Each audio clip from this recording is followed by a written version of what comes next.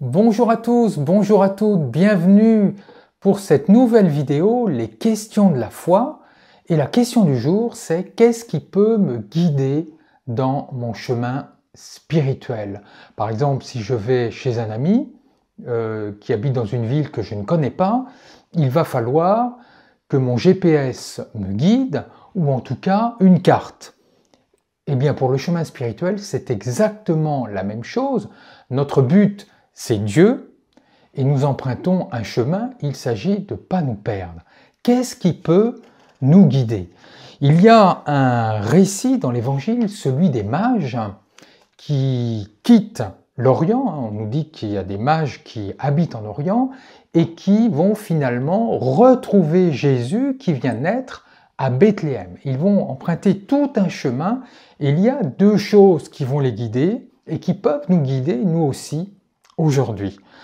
La première chose, c'est d'abord, ils voient une étoile, et en décryptant cette étoile, ils savent qu'il y a une personne absolument extraordinaire qui est née, le roi des Juifs, disent-ils, c'est-à-dire le Messie.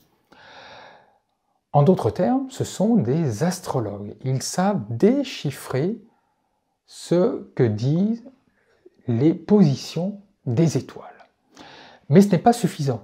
Quand ils vont à Jérusalem, ils ne savent pas où exactement est ce roi. Donc ils vont demander au roi Hérode, et Hérode va consulter des spécialistes de la Bible, et ces spécialistes de la Bible vont sortir une prophétie qui s'appelle Michée, et qui va dire, cette prophétie, le Messie, il doit naître dans la ville de Bethléem.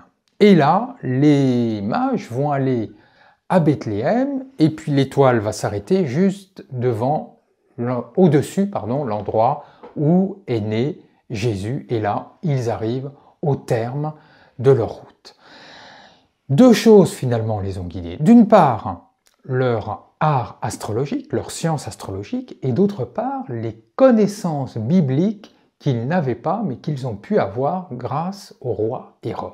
Pour nous, c'est exactement la même chose. D'une part, nous avons besoin sans cesse d'approfondir notre connaissance biblique. Nous devons lire, relire, méditer tous les jours notre Bible pour nous en imprégner, et cela est un guide. Mais d'autre part, nous devons aussi entrer en dialogue avec la culture.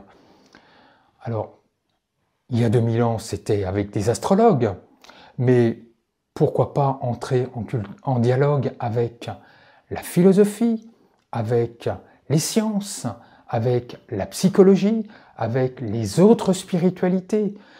Tout cela peut nous aider et nous guider dans notre recherche spirituelle. Finalement, nous avons deux jambes, eh bien, nous avons deux moyens de guider notre quête spirituelle. D'une part, la lecture de la Bible, et d'autre part, le dialogue avec la culture de notre temps. Si nous faisons cela régulièrement, à coup sûr, nous arriverons au terme du chemin spirituel et nous pourrons contempler le Christ comme les mages ont pu le faire.